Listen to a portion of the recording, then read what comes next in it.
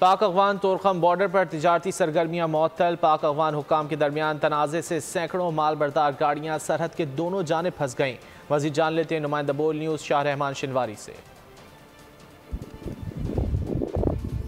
جی بالکل، میں اس وقت پاک افغان شاہراہ تورخم روڈ پر موجود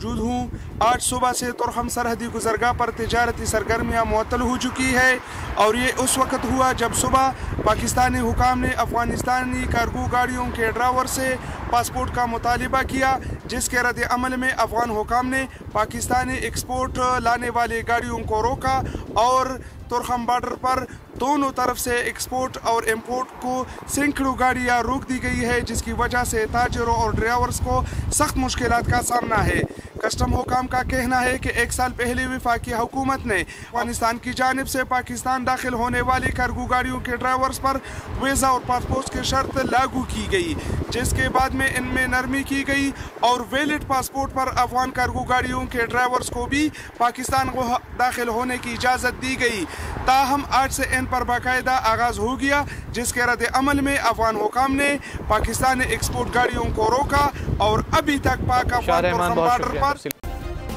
سبسکرائب کریں اور بیل دبائیں تاکہ کوئی خبر رہ نہ جائے۔